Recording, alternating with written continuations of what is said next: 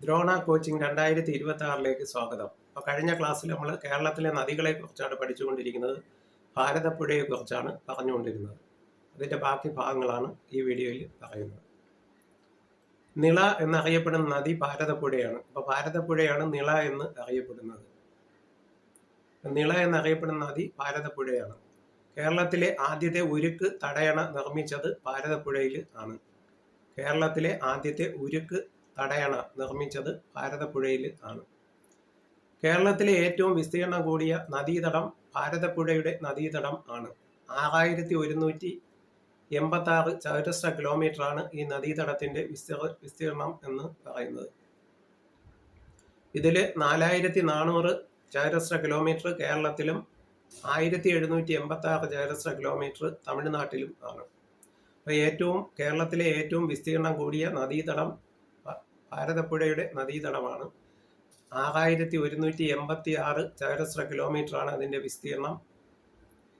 അതിൽ 4400 ചതുരശ്ര കിലോമീറ്റർ കേരളത്തിലും 1786 ചതുരശ്ര കിലോമീറ്റർ തമിഴ്നാട്ടിലുമാണ്.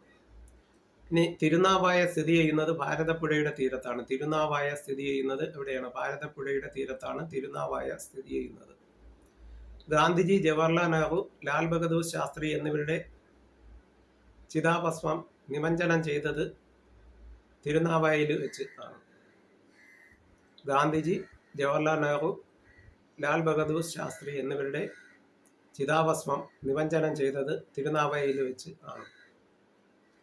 മേൽപ്പത്തൂർ നാരായണ ഭട്ടതിരിയുടെ ജന്മസ്ഥലം ഈ തിരുനാവായ ആണ്. ആരുടെയാണ്? മേൽപ്പത്തൂർ നാരായണ ഭട്ടതിരിയുടെ ജന്മസ്ഥലം തിരുനാവായ ആണ്. നിളയുടെ കഥാകാരൻ എന്നറിയപ്പെടുന്നത് MT വാസുദേവൻ നായർ ആണ്.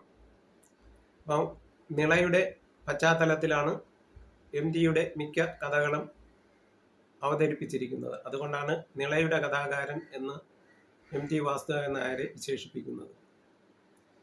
അടുത്തത് കുഞ്ചൻ നമ്പ്യാരുടെ ജന്മസ്ഥലമായ കിള്ളിക്കുറിശിമംഗലം ഭാരതപ്പുഴയുടെ തീരത്താണ്. ആരുടെയാണ്? കുഞ്ചൻ നമ്പ്യാരുടെ ജന്മസ്ഥലമായ കിള്ളിക്കുറിശിമംഗലം തിരുനാവായയുടെ തീരത്ത് ആണ്. അതുപോലെ ഭാരതപ്പുഴയുടെ പുനരുജ്ജീവനം ലക്ഷ്യമാക്കി കേന്ദ്ര സർക്കാർ ആരംഭിക്കുന്ന വിജ്ഞാന കേന്ദ്രമാണ് നിള വിജ്ഞാന കേന്ദ്രം എന്ന് അറിയപ്പെടുന്നത്. ഭാരതപ്പുഴയുടെ പുനരുജ്ജീവനം ലക്ഷ്യമാക്കി കേന്ദ്ര സർക്കാർ ആരംഭിക്കുന്ന വിജ്ഞാന കേന്ദ്രമാണ് നിള വിജ്ഞാന കേന്ദ്രം എന്ന് അറിയപ്പെടുന്നത്. ഈ കേരളത്തിന്റെ നൈൽ എന്നറിയപ്പെടുന്നത് ഏതാണ്? കേരളത്തിന്റെ നൈൽ എന്നറിയപ്പെടുന്നത് ഭാരതപ്പുഴയാണ്. കേരളത്തിന്റെ നൈൽ എന്നറിയപ്പെടുന്നത്. പ്രാചീന കാലത്ത് പേരാർ എന്നറിയപ്പെട്ടിരുന്നത് ഭാരതപ്പുഴയാണ്. പേരാർ എന്ന് അറിയപ്പെട്ടിരുന്നത് ഭാരതപ്പുഴയാണ്. അപ്പോൾ പ്രാചീന കാലത്ത് പേരാർ എന്നറിയപ്പെട്ടത് ഏതാണ്? ഭാരതപ്പുഴ ആണ്. അതുപോലെ കേരളത്തിന്റെ നൈൽ എന്ന് അറിയപ്പെടുന്നത് ഭാരതപ്പുഴയാണ്. ഭാരതപ്പുഴയുടെ തീരത്താണ് തിരുനാവായ. ഇനി തിരുനാവായ മണൽപ്പുറത്ത് ആഘോഷിച്ചിരുന്ന ഒരു ആഘോഷമുണ്ട്. അത് മാമാങ്കം ആണ്. അപ്പോൾ ഭാരതപ്പുഴയുടെ തീരത്തുള്ള തിരുനാവായ മണൽപ്പുറത്ത് നടത്തിയിരുന്ന ആഘോഷമാണ് മാമാങ്കം. 12 വർഷത്തിലൊരിക്കൽ നടത്തിയിരുന്ന ആഘോഷമാണ് മാമാങ്കം. അതിൽ കലാമണ്ഡലത്തിന്റെ ആസ്ഥാനമായ ചെറുതുരുത്തി സ്ഥിതി ചെയ്യുന്നത് ഭാരതപ്പുഴയുടെ തീരത്താണ്. ചെറുതുരുത്തി കലാമണ്ഡലത്തിന്റെ ആസ്ഥാനമായ ചെറുതുരുത്തി സ്ഥിതി ചെയ്യുന്നത് ഭാരതപ്പുഴയുടെ തീരത്താണ്. അത് ഭാരതപ്പുഴയുടെ തീരത്താണ് ചെറുതുരുത്തി സ്ഥിതി ചെയ്യുന്നത്. അടുത്തത് കേരളത്തിലെ മൂന്നാമത്തെ നീളം കൂടിയ നദിയാണ് പമ്പാ നദി. 176 കിലോമീറ്ററാണ് ഇതിൻ്റെ നീളം എന്ന് പറയുന്നത്. 176 കിലോമീറ്ററാണ് പമ്പാ നദിയുടെ നീളം. അത് ഉത്ഭവിക്കുന്നത് ഇടുക്കിയിലെ പുളിച്ചിമലയിൽ നിന്ന് ആണ്. ഇടുക്കി ജില്ലയിലെ പുളിച്ചിമലയിൽ നിന്നാണ് പമ്പാ നദി ഉത്ഭവിക്കുന്നത്. പ്രാചീന കാലത്ത് ബാരിസ് എന്നറിയപ്പെട്ടിരുന്ന നദിയാണ് പമ്പാ നദി. പ്രാചീന കാലത്ത് ബാരിസ് എന്നറിയപ്പെട്ടിരുന്ന നദിയാണ് പമ്പാ നദി. അപ്പോൾ പമ്പയുടെ നീളം 176 കിലോമീറ്റർ ആണ്. ഉത്ഭവിക്കുന്നത് ഇടുക്കിയിലെ പുളിച്ചിമലയിൽ നിന്നാണ് ഉത്ഭവിക്കുന്നത്. പ്രാചീന കാലത്ത് ബാരിസ് എന്നറിയപ്പെട്ടിരുന്ന നദിയാണ് പമ്പാ നദി എന്ന് പറയുന്നത്. ഇനി പമ്പാ നദിയുടെ ദാനം എന്നറിയപ്പെടുന്ന സ്ഥലം ഏതാണെന്ന് ചോദിക്കും. പമ്പാ നദിയുടെ ദാനം എന്നറിയപ്പെടുന്നത് കുട്ടനാട് ആണ്. അപ്പോൾ കുട്ടനാടാണ് പമ്പാ നദിയുടെ ദാനം എന്നറിയപ്പെടുന്ന സ്ഥലം.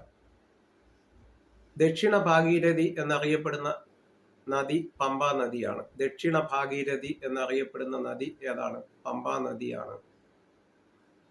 അപ്പൊ പമ്പാ നദി മൂന്നാമത്തെ നീളം കൂടിയ നദിയാണ് പമ്പാ നദി. 176 കിലോമീറ്റർ ആണ് ഇതിന്റെ നീളം. ഉത്ഭവിക്കുന്നത് ഇടുക്കിയിലെ പുളിച്ചിമലയിൽ നിന്നാണ്. പ്രാചീന കാലത്ത് ബാരിസ് എന്നറിയപ്പെട്ടിരുന്ന നദിയാണ് പമ്പാ നദി. പമ്പാ നദിയുടെ ദാനം എന്ന് അറിയപ്പെടുന്നത് കുട്ടനാട് ആണ്. ദക്ഷിണ ഭാഗീരഥി എന്നറിയപ്പെടുന്നതും പമ്പാ നദിയാണ്. ഇനി പമ്പാ നദിയുടെ പോഷക നദികൾ ഏതൊക്കെയാണെന്ന് പഠിക്കണം. പമ്പാ നദിയുടെ പോഷക നദികൾ ഏതൊക്കെയാണ്? അച്ചൻകോവിലാർ, കക്കിയാർ, കല്ലാർ, അഴുതയാർ, മണിമലയാർ എന്നിവയാണ് പമ്പാ നദിയുടെ പോഷക നദികൾ. അപ്പോൾ പമ്പാ നദിയുടെ പോഷക നദികൾ ഏതൊക്കെയാണ്? അച്ചൻകോവിലാർ, കക്കിയാർ, കല്ലാർ, അഴുതയാറ്, അതുപോലെ മണിമലയാറ് എന്നിവയാണ് പമ്പാ നദിയുടെ പോഷക നദികൾ. ഈ പമ്പാ നദി ഒഴുകുന്നത് ഏതൊക്കെ ജില്ലകളിലൂടെയാണ് എന്ന് ചോദിക്കും. അപ്പോൾ പമ്പാ നദി ഒഴുകുന്നത് ഇടുക്കി, പത്തനംതിട്ട, ആലപ്പുഴ ജില്ലകളിലൂടെ ആണ്. ഇടുക്കി, പത്തനംതിട്ട, ആലപ്പുഴ ജില്ലകളിലൂടെയാണ് പമ്പാ നദി ഒഴുകുന്നത്. അപ്പോൾ പമ്പാ നദിയുടെ ദാനം എന്നറിയപ്പെടുന്നത് കുട്ടനാട് ആണ്. പമ്പാ നദിയുടെ ദാനം എന്ന് അറിയപ്പെടുന്നത്. ദക്ഷിണ ഭാഗീരഥി എന്നറിയപ്പെടുന്നത് പമ്പാ നദി ആണ്. പമ്പാ നദിയുടെ പോഷക നദികളാണ് അച്ചൻകോവിലാർ, കക്കിയാർ, കല്ലാർ, അഴുതയാർ, മണിമലയാർ എന്നിവ. ഇടുക്കി, പത്തനംതിട്ട, ആലപ്പുഴ ജില്ലകളിലൂടെയാണ് ഈ നദി ഒഴുകുന്നത്. ഇന്നത്തെ ക്ലാസ്സിൽ ഇത്രയും കൊണ്ട് അവസാനിപ്പിക്കുന്നു. ബാക്കി ഭാഗം അടുത്ത വീഡിയോയിൽ കാണാവുന്നതാണ്. ഈ വീഡിയോ ആദ്യമായി കാണുന്നവർ സബ്സ്ക്രൈബ് ചെയ്യുകയും ലൈക്ക് ചെയ്യുകയും ഷെയർ ചെയ്യുകയും ചെയ്ത് പ്രോത്സാഹിപ്പിക്കണമെന്ന് അഭ്യർത്ഥിക്കുന്നു.